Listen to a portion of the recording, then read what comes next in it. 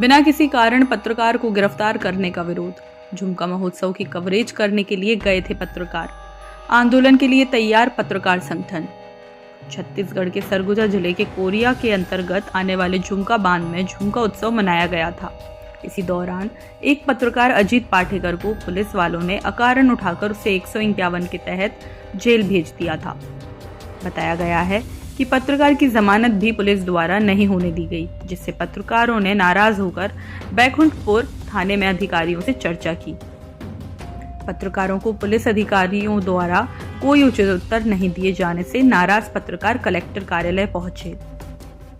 Collector ने क्या कहा, इस संदर्भ में अभी कोई जानकारी प्राप्त नहीं हो पाई। Bureau report, Koriya, Chhattisgarh. भारतीय राष्ट्रीय पत्रकार संघ के बैनर तले अजीत पाठकर एक हमारा पत्रकार साथी है जिसकी गिरफ्तारी हुई है 151 के तहत। पुलिस प्रशासन से हमने इस बारे में बात करने का कोशिश किया तो उन्होंने बताया कि शराब के नशे में हुड़दंग कर रहा था, जबकि एक सत्यता नहीं है। उनकी गिरफ्तारी की निंदा करते हैं पत्रकार संघ के, भारतीय पत्रकार राष्ट्रीय संघ के बैनर तले सारे पत्रकार साथी इकट्ठा हुए हैं। एडिशनल एसपी से मिलने के प्रयास किए और इसके साथ कलेक्टर साहब से भी हम लोग मिलकर आ रहे हैं। उन्होंने बोला कि आप घर पे नहीं, कार्यालय पे मिलते हैं, बस उनकी इंतजार कर रहे हैं। लेकिन हमारा एक ही मांग है कि हमारा जो साथी को गिरफ्तार किया गया है उसकी बेल आज ही हो और तत्काल हो, नहीं तो हमारा बैनर भारतीय राष्ट्रीय पत्रकार संघ किसी भी रूप में या धरना प्रदर्शन हो या गिरफ्तारी हो, हम देखने को तैयार हैं।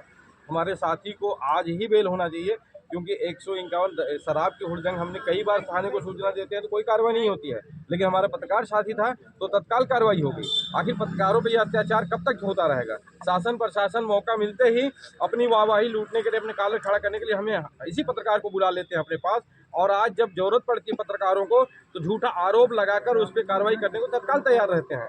ये इस तरह की दोहरी रवैया कब तक चलेगी?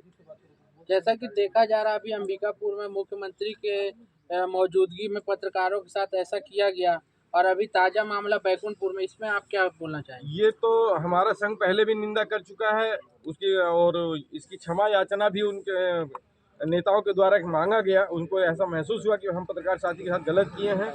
और कोरिया जिला में भी जो लगातार घटना हो रहा है, सूरजपुर में भी घटना हुई है, तो ये सब लगातार पत्रकारों के साथ होता है। पत्रकार या तो खबरों का बहिष्कार करें, प्रशासनिक खबरों को लगाना बंद करें। जो भी एक कदम हमारा जो संघ निर्णय लेगा, हम लोग सब उसी पे तत्पर रहेंगे। क्या लगता है क्षेत्रीय नेता जो भैयालाल रजवाड़े, उनकी भी नहीं सुनेगा कलेक्टर?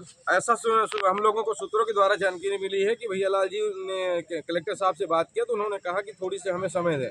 सूत्रों से जानकारी मिल रही कहीं न कहीं कलेक्टर का इस विषय में हाथ है और उस पत्रकार को अंदर कराने में कलेक्टर साहब की पूरी संलिप्तता है। हम लोग जो इस तरह से बात कर रहे हैं वो पत्रकार की बेलेबल नहीं होने का प्रयास में है कि बेल ना दिया जाए।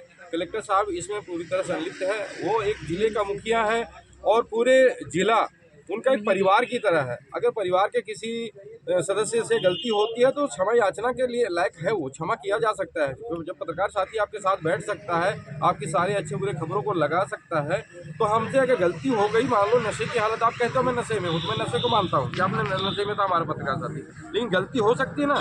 उनके बगैर गिरफ्तारी कर ली गई, उसके माता पिता, उसके किसी रिश्तेदारों को सूचना नहीं दिया गया।